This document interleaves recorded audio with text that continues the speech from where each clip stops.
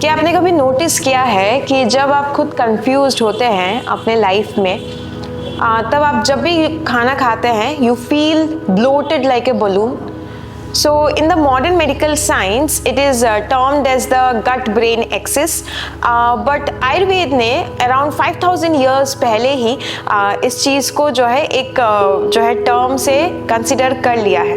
तो today we are going to dive deep into this very section of Ayurveda where we will understand that the overthinking and inflammation or bloating in our body are not two different parts. They are just two different sides of a same coin. तो चलिए आइए शुरू करते हैं।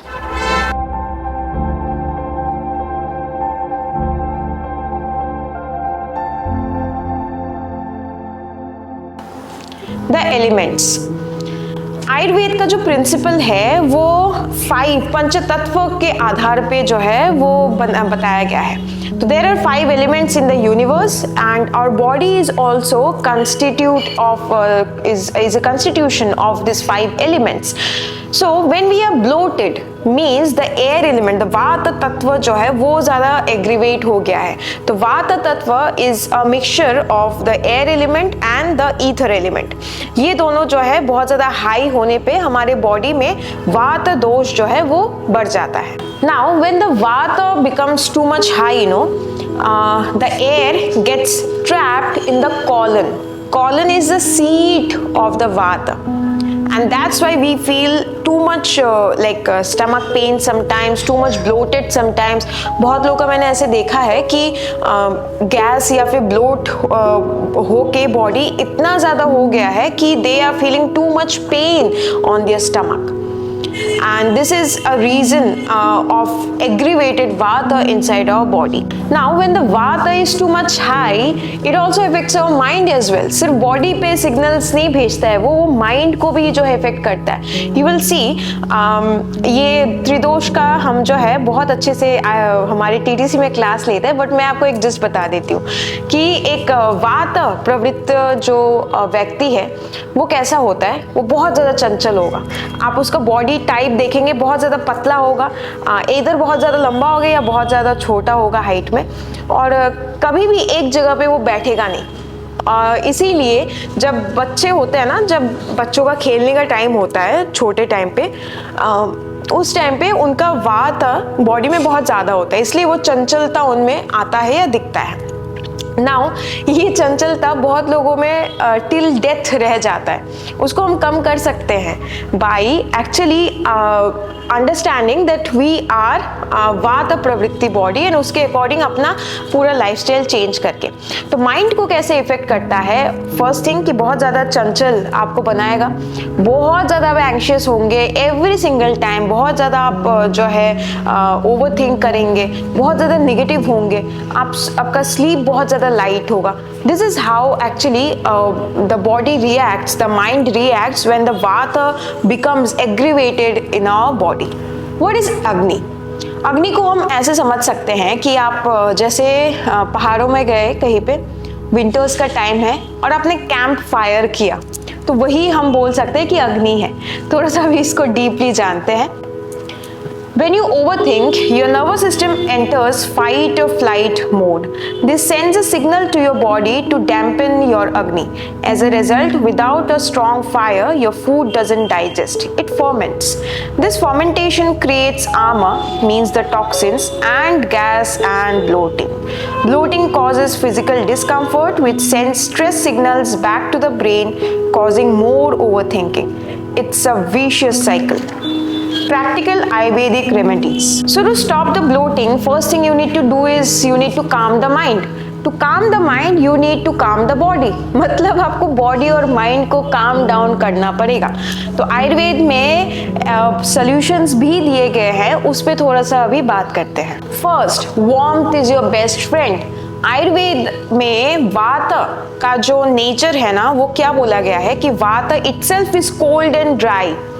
उस पर अगर हम और ज़्यादा कोल्ड या ठंडी चीज़ें खाएंगे या बॉडी को जो है महसूस करवाएंगे, वो और ज़्यादा एग्रीवेट होगा। What you need to do is आपको वार्मनेस लाना है। तो तो first thing is warm water, Luke warm water का जो है आप सेवन करें। इसीलिए आयुर्वेद में बोला जाता है जब किसी को गैस का प्रॉब्लम हो रहा हो या ब्लोटिंग बहुत ज़्यादा हो रहा हो तो बोलते हैं ना कि गर्म पानी पियो ठीक हो जाएगा, सुबह उठ के गर्म पानी पिया करो एंड ऑल। वो इसीलिए बोलते हैं क्योंकि वात एग्रीवेट हो गया है, उसको काम डाउन करने का एक ही तरीका है कि वार्मथ से, मतलब गर्म चीज़ों से। अभी खाना खाते टाइम भी आप जो है ठंडी चीज़ें खाएंगे उस टाइम पे, सपोज किसी को गैस हुआ है बहुत ज़्यादा और उसने कोल्ड कॉफ़ी पी ली तो वो क्या करेगा, और ज़्यादा एग्रीवेट कर देगा गैस को, और ज़्यादा ब्लोटेड बना देगा उसको। वो नहीं करना है। उस टाइम पे गर्म चीज़ें खाना पीने का मतलब ये नहीं है कि आप चाय पी रहे हैं, कॉफ़ी पी रहे हैं, आप नॉन वेजिटेरियन खा रहे हैं या स्वीट्स ले रहे हैं, नहीं, ये सब बैड वार्म फूड्स है। आपको जो है अच्छे वार्म फूड्स का जो है सेवन करना है। फॉर एग्जाम्पल वेजिटेबल्स में बहुत सारे वेजिटेबल्स होते हैं जो आप ले सकते हैं। मैं यहाँ नीचे जो है कुछ एग्जाम्पल्स आपको दे रही हूँ क्योंकि इतना कुछ बोलना कभी कभी बोलते वक्त हम भी भूल जाते हैं, बट ये एग्जाम्पल्स आप पढ़ सकते हैं कि ये आप खा सकते हैं।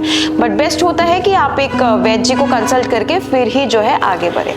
सेकंड है अनुलोम विलोम प्राणायाम। अभी आप बोलेंगे कि ये अनुलोम विलोम प्राणायाम कैसे हेल्प करता है।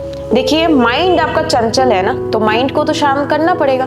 यहाँ पे ऑल्टरनेटिव नोस्ट्रल ब्रीदिंग सबसे ज्यादा यूजफुल होता है। Anulom vilom pranayama is the alternative nostril breathing. आप जब भी आप बहुत ज्यादा आप ओवरथिंक कर रहे हैं, बहुत ज्यादा निगेटिव सोच रहे हैं, बहुत ज्यादा आप जो है एंशियस हो रहे हैं, ऐसा लग रहा है आपको, मतलब वात एग्रीवेट हुआ है बॉडी में, आप बैठ जाइए तुरंत जहां पर भी है और अनुलोम विलोम प्राणायाम करना स्टार्ट कीजिए। आप जस्ट 5 मिनट्स करके देखिए, तुरंत ही आपको बहुत ज्यादा वो आराम मिलेगा।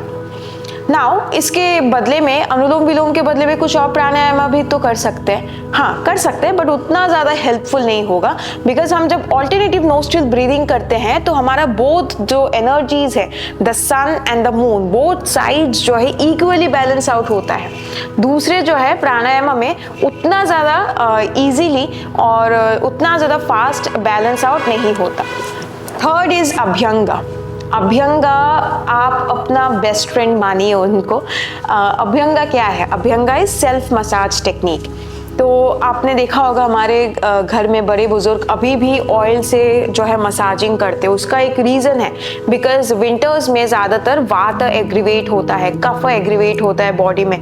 नॉर्मल डेज में भी, समर्स में भी बहुत लोगों का वात एग्रीवेट होता है, तो वो लोग हमेशा जो है अभ्यंगा का यूज़ हमेशा करें।